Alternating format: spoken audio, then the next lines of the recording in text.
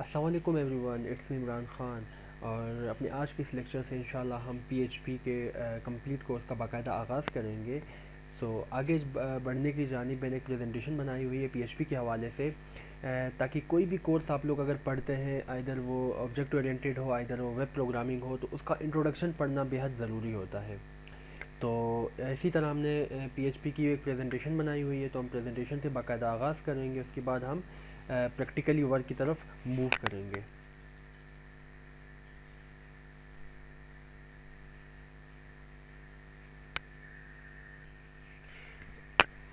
तो ये हमारे पास प्रेजेंटेशन है पीएचपी। पीएचपी बेसिकली क्या होती है? PHP stands for hyper text pre processor language. अब पीएचपी होती क्या है, किस लिए यूज़ होती है, कब इन्वेंट हुई, किसने इन्वेंट की, हम ओवरऑल इस प्रेजेंटेशन में, इस वीडियो में, जो हमारी इंट्रोडक्टरी वीडियो है, इसमें हम डिस्कस करेंगे। पीएचपी बेसिकली हमारे पास क्या एक सर्वर साइड स्क्रिप्टिंग लैंग्वेज है, ठीक है, विच is used for creating powerful dynamic websites, web application and desktop application. यानी कि पीएचपी को यूज़ करते हुए हम डेस्कटॉप एप्लीकेशन बना सकते हैं, वेब एप्लीकेशन बना सकते हैं, डायनेमिक वेबसाइट्स हम बना सकते हैं यूजिंग पीएचपी। पीएचपी हमारे पास क्या है कि is a free to use web programming language which is used for creating interactive websites. PHP is a server-side web programming language which must require a server for execution. ये basically हमारे पास एक server side scripting language है, web development language है, ठीक है, जिसे use करने के लिए आपको एक अदद सर्वर की ज़रूरत पड़ती है। जिस तरह हमारे जो लास्ट कोर्स है HTML और CSS, उनको जब हम एग्जीक्यूट करते थे उनके लिए हमें किसी सर्वर की ज़रूरत नहीं पड़ती थी। सिंपल नोटपैड प्लस प्लस में हमने कोडिंग की और उसका आउटपुट हमने गूगल क्रोम या किसी भी ब्राउज़र पे हमने देख लिया। लेकिन यहाँ सिचुएशन थोड़ी सी चेंज है। यहाँ हमें इसे एग्जीक्यूट करने के लिए हमें एक सर्वर की ज़रूरत पड़ती है। वो आपके पास जैम सर्वर हो, या वो आपके पास वेम सर्वर हो, या वो आपके पास अपाची सर्वर हो, वो हम इंशाल्लाह फिर अपनी नेक्स्ट वीडियो में डिस्कस करेंगे, बल्कि उनको इंस्टॉल भी करेंगे। तो ये हमारे पास पीएचपी है। सेकंड स्लाइड में आते हैं। हिस्ट्री ऑफ पीएचपी हमारे पास क्या है? बेसिकली हमारे पास PHP is open source and server side scripting language. Server side और क्लाइंट साइड का डिफरेंस हम आगे वाली स्लाइड में डिस्कस करते हैं। PHP was originally created by Rasmus Lerdorf in 1995। इस साइंटिस्ट ने हमारे पास 1995 में पीएचपी को क्रिएट किया। PHP new implemented is now released of by PHP group. PHP first version 1.0 was released in 1995। जो 1995 में हमारे पास जो पहला वर्जन आया था इसका वो 1.0 था, और इसका जो लेटेस्ट वर्जन है वो 5.5 है पीएचपी का। PHP history and source code is available for free on php.net। इस वेबसाइट पे इसका कंप्लीट सोर्स कोड और इसकी मजीद इन्फो देख सकते हैं php.net पे। Difference between server side and a client side scripting language. अब यहाँ पे बात आती है कि सर्वर साइड और क्लाइंट साइड में क्या डिफरेंस है। Basically server side scripting language always generate run time error in the browser. Server side हमारे पास क्या है? रन टाइम एरर जनरेट करता है। अब फॉर एग्जांपल अगर हमने CSS या HTML में कोडिंग की थी, HTML और CSS में हमने कोडिंग की थी, ठीक है, उसमें फॉर एग्जांपल हमारे पूरे कोड में कोई इशू आ जाता है, कोई एरर आ जाता है, ठीक है, तो हमें रन टाइम में नहीं बताता, हमें पूरी कोडिंग चेक करनी पड़ती है। लेकिन PHP में सिचुएशन चेंज है सर्वर साइड में, क्योंकि ये हमारे पास एक सर्वर साइड स्क्रिप्टिंग लैंग्वेज है। तो ये हमारे पास क्या है? हमें एग्जैक्ट लोकेशन बताता है कि आपका एरर लाइन नंबर 6 पे है या 7 में है या एक्सेट्रा, ठीक है। While a client side scripting language does not generate any error in the browser, ठीक है। जैसे आप लोगों ने HTML CSS तो आप लोगों ने पढ़ाई है, वीडियोस भी आप लोगों ने देखी है, प्रैक्टिकल इंप्लीमेंट भी आप लोगों ने किया है। तो ये रन टाइम एरर हमें नहीं बताता, ये हमें ब्राउजर पे एरर नहीं बताता, ठीक है। The source code of a server side scripting language can not be found in the HTML document. Source हमारे पास क्या है? Source code of a server side scripting language can not be found in the HTML document. Source code जो आपको server side का HTML document के अंदर नहीं मिलेगा, ठीक है। इसको जब हम प्रैक्टिकल इंप्लीमेंट करेंगे तो आपको खुद बेहतर पता चल जाएगा कि इसको हम कहाँ यूज़ करते हैं PHP की बॉडी को। While the client side scripting language source may be found inside the HTML document, ठीक है। जैसे हम HTML करते थे या CSS करते थे तो उसको इनसाइड HTML हम यूज़ करते थे, ठीक है। Server side scripting language has its library और compiler from information can be accessed, while a client side scripting language does not have any compiler. What can we create with PHP? PHP को use करते हुए हम क्या क्या बना सकते हैं, ठीक है। We can create web applications using PHP. We can create dynamic websites using PHP. We can create social network sites using PHP such as Facebook, Twitter, MySpace, etc. Facebook आपके पास PHP में बनी हुई है। और we can create e commerce online shopping stores using PHP such as OLX.com। E commerce जो sites होती है जो ऑनलाइन शॉपिंग के लिए अमूमन यूज़ होती है, जैसे eBay.com और OLX हमारे पास सबसे बड़ी एग्जांपल है। तो ये हमारे पास, ये भी हमारे पास ओवरऑल PHP में बनती है। We can create news sites such as BBC.com, CNN.com and many more. ये भी हमारे पास सारी जो साइट्स हैं ये हमारे पास PHP में ही बनती हैं। We can create small application using PHP such as online clock calculators, image slider, currency का कैलकुलेटर, विजिटर काउंटर एक्सेट्रा। ठीक है, छोटी छोटी जो एप्लीकेशन है, जैसे आप किसी वेबसाइट को विजिट करते तो ऑनलाइन क्लॉक चल रही होती है, ये सारी चीज़ें हमारे पास PHP में बनती हैं। We can create desktop application using PHP। Desktop application हम बना सकते हैं such as data storing, image editing software. ठीक है, इमेज रिसाइजिंग सॉफ्टवेयर, इमेज को रिसाइज करने के लिए, इमेज को एडिट करने के लिए जो छोटे छोटे डेस्कटॉप एप्लीकेशन आपके पास बनती हैं वो आपके पास PHP में ही बनती हैं। Okay, some great live examples of PHP। हमारे पास जो कुछ सबसे बड़ी जो एग्जांपल्स है PHP की वो है facebook.com, wordpress.com, joomla.com, OLX.com and tag.com। ये कुछ फेमस वेबसाइट्स हैं जो आपके पास PHP में बनी हुई है। ओके, अब हमारे पास जो सर्वर साइड स्क्रिप्टिंग लैंग्वेज की हम बात करते हैं उसमें हमारे पास PHP भी आ जाती है, उसमें हमारे पास ASP भी आ जाती है।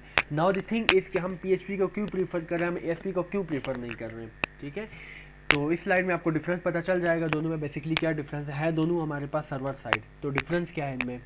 PHP is a free to use and open source web development language. PHP basically हमारे पास फ्री है एंड ओपन सोर्स है वेब डेवलपमेंट लैंग्वेज। ठीक है, और वैसे भी हम फ्री चीज़ों को ज़्यादा प्रीफर करते हैं। ठीक है, सेकंड हमारे पास क्या, ASP is a framework of Microsoft which is not totally free and it is not open source. ASP हमारे पास बेसिकली ये माइक्रोसॉफ्ट का फ्रेमवर्क है जो टोटली फ्री नहीं है और ये हमारे पास ओपन सोर्स भी नहीं है, इसीलिए हम PHP को प्रीफर करते हैं as compare to ASP। And third one हमारे पास है PHP has a share of 65% in current web development scenario. अगर करंट मार्केट में हम नज़र घुमाएं तो हमारे पास 65% जो हमारे पास शेयर है वो PHP का as compare to ASP। PHP is easy to understand and simple to write. ASP is difficult to understand and is not written like PHP. PHP से टोटली हमारे पास डिफरेंट है इसका जो सिंटैक्स है ASP का। Okay, MySQL with PHP as a database. ठीक है, अब PHP तो हम डिस्कस कर रहे हैं। ठीक है, अब PHP के साथ हम MySQL को भी पढ़ेंगे क्योंकि PHP without MySQL is nothing. ठीक है, PHP MySQL के बगैर अधूरी है। ठीक है, तो for storing data in the server are database is always necessary for any development scripting language and PHP is also need this. ठीक है, अब डेफिनेटली जब हमने एक वेबसाइट बना ली उसके बैकएंड में हमें डेटा चाहिए जो हमारे पास सेव हो किसी सर्वर में। ठीक है, तो यहाँ पे हमारे पास डेटाबेस आ जाता है। ठीक है, कोई भी डेवलपमेंट लैंग्वेज आप सर्वर साइड ले लें, ठीक है, उसके साथ आपके पास डेफिनेटली कोई ना कोई डेटाबेस ज़रूर इन्वॉल्व होगा, आइदर वो MySQL हो, वो आपके पास एक्सेस हो। ठीक है, अमूमन हम MySQL यूज़ करते हैं। With PHP any database can be use such as Oracle, SQL, MySQL and even MS Access। कोई भी डेटाबेस आप PHP के साथ यूज़ कर सकते हैं। ये कोई हमारे पास फिक्स नहीं है कि हमने सिर्फ SQL ही यूज़ करना है, MySQL ही यूज़ करना है। We can use Oracle, SQL, MySQL whatever we want. ठीक है, MS Access भी हम यूज़ कर सकते हैं। बट द थिंग इज़ कि MySQL is the most useful relational database management system. Relational database management system which is also open source and free of cost. लेकिन MySQL हमारे पास क्या है, most useful relational database management system है। Basically MySQL हमारे पास एक RDBMS है जो हमारे पास ओपन सोर्स है और फ्री ऑफ कॉस्ट है। Oracle का अगर आप लोग को इल्म हो तो Oracle हमारे पास फ्री ऑफ सोर्स नहीं है। MS Access फ्री है हमारे पास, फ्री ऑफ कॉस्ट में अवेलेबल है। MySQL भी फ्री ऑफ कॉस्ट में अवेलेबल है, लेकिन Oracle is not free. MySQL is mostly used with PHP for storing the data inside web servers। Web server में डेटा सेव करने के लिए MySQL हमारे पास यूज़ होता है PHP के साथ। अभी फॉर एग्जांपल आपने कोई एडमिन पैनल बना लिया, ठीक है, तो वो आपके पास उसका जो डेटा है वो आपके पास आपके SQL में सेव होगा। बैकएंड में जो आप कोई भी डेटाबेस यूज़ कर रहे हैं उसमें हमारे पास सेव होगा। ठीक है, फॉर एग्जांपल अगर आप स्टूडेंट का एक रिकॉर्ड बना रहे हैं, ठीक है, तो वो स्टूडेंट्स का रिकॉर्ड कहाँ सेव होगा, बैकएंड में। डेफिनेटली आपको यूज़ करने के लिए कोई ना कोई डेटाबेस रिक्वायर्ड होगा। तो इट्स ऑल अबाउट SQL। ठीक है, हम इंशाल्लाह जब PHP की हम बात करते हैं तो इसी कोर्स में मैं MySQL को भी कवर अप करूँगा। How does PHP work. PHP basically काम किस तरह करती है हमारे पास। ठीक है, ओके, PHP हमारे पास क्या है, PHP codes can be written inside HTML documents but PHP requires a web server installed in order to be executed. ठीक है। PHP is actually a software tool which is installed on web server from where it performs the task given by the developer and return the output on the visitor browser within millisecond, ठीक है। अब HTML का जो document है हमारे पास, ठीक है, HTML के डॉक्यूमेंट के अंदर हम PHP को लिखते हैं, ठीक है। अंदर से मुराद ये नहीं है कि HTML के अंदर, ठीक है, मतलब एक ही पेज पे आप HTML भी लिख सकते हैं, आप PHP के ब्लॉग्स भी यूज़ कर सकते हैं, ठीक है। और PHP हमारे पास के एक्चुअली सॉफ्टवेयर टूल, हमारे पास एक सॉफ्टवेयर टूल है जो हमारे पास वेब सर्वर में इंस्टॉल होता है और जहाँ से ये मुख्तलिफ डेवलपमेंट के जो टास्क है वो परफॉर्म करता है और हमें आउटपुट मिली सेकेंड्स में हमें ये हमारा आउटपुट हमें शो करता है। PHP का सिंटैक्स एंड मेथड्स की अगर हम बात करें तो PHP syntax is a bit similar to other programming languages such as Java and ASP। अगर आप लोगों ने माइक्रोसॉफ्ट का फ्रेमवर्क ASP पढ़ा हो या जावा पढ़ी हो तो इसका सिंटैक्स थोड़ा रिजेंबल करता है इन लैंग्वेजेस से। PHP can be written inside HTML document where in the body section or in the head section or outside the HTML tag. A simple PHP tag is written like this, ठीक है। Simple जो हमारे पास tag है वो इस तरह हम लिखते हैं कि हमने ब्लॉक से स्टार्ट किए, less than question mark PHP, उसके बाद क्वेश्चन मार्क, उसके बाद ग्रेटर देन, ये इसके अंदर हम कोड लिखते हैं, ठीक है। अब यहाँ पे अगर हम HTML की हम बात करें तो PHP हमारे पास एक ऐसी लैंग्वेज है कि HTML के अंदर हम कहीं भी PHP को हम लिख सकते हैं, अपना कोड हम कहीं भी लिख सकते हैं और एक ही पेज में मल्टीपल ब्लॉग्स भी PHP के यूज़ कर सकते हैं। वो ये तो हमारे पास थ्योरेटिकल है, सिर्फ आप लोगों को एक कॉन्सेप्ट देने के लिए लेकिन मज़ीद आगे जब हम प्रैक्टिकली इसको परफॉर्म करेंगे तो आप लोगों को इंशाल्लाह बेहतर समझ में आ जाएगा। Okay, what tool are required to run PHP। PHP को रन करने के लिए कौन कौन से टूल्स रिक्वायर्ड होते हैं। In order to run PHP we need to have following tool software install on our computer, ठीक है। तो हमारे पास PHP को रन करने के लिए कौन कौन से टूल्स रिक्वायर्ड होती है। एक वेब सर्वर हमारे पास जो तमाम टास्क परफॉर्म करेगा, एक database for storing text data, a latest version of PHP software for accessing PHP functions and commands, a web browser for viewing the output। ये चीज़ें आपको रिक्वायर्ड होंगी।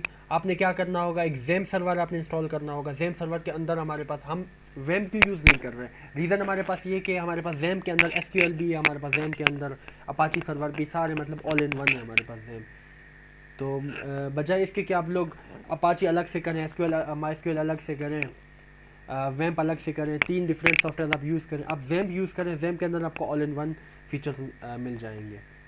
उसके बाद आपके पास एक अदद ब्राउज़र हो और एक अदद आपके पास एडिटर हो जिसमें आप कोड लिख सकें अपना। Solution for having tools at one, ठीक है। यही बात है जो भी अभी मैंने आपको बताई कि हम चाहते हैं कि हमारे पास ऑल इन वन हो। So we have 2 sets of tools for running PHP easily, on our computer. The first package is called WAMP, which has all software at one place such as PHP, SQL Server, Apache Server, SQL Database and FileZilla। ये सारी चीज़ हमारे पास एक ही server में होती हैं। तो एक ही software आप इंस्टॉल करेंगे तो आपको ये सारे फैसिलिटीज़ आपको मिल जाएंगी। अगर आप WAMP करेंगे तो आपको ये सारे अलग अलग करने होंगे, तो बहुत स्टफी काम है, तो आप WAMP सर्वर इंस्टॉल कीजिएगा। The second package is called XAMPP, which has also has the same set of tools for using PHP on our local server. We will use XAMPP while learning PHP in this course. You can download it, will be free from internet। आप इसे Google से download कर सकते हैं, free of cost में मिल जाएगा। ये हमारे कोर्स के कंटेंट है जो हम डिस्कस करेंगे, ठीक है। सबसे पहले हमारे पास का इंस्टॉलेशन ऑफ XAMPP, हम XAMPP की इंस्टॉलेशन भी पढ़ेंगे, बेसिक सिंटैक्स पढ़ेंगे, मेथड्स पढ़ेंगे, उसके बाद इको एंड प्रिंट स्टेटमेंट्स पढ़ेंगे, लोकल वेरिएबल्स पढ़ेंगे, एरेज पढ़ेंगे, data types, operations, functions, get method, post method, global variables, global arrays, loops, include command, required and required once command, and इसके अलावा files methods, cookies, email functions, header functions, PHP sessions.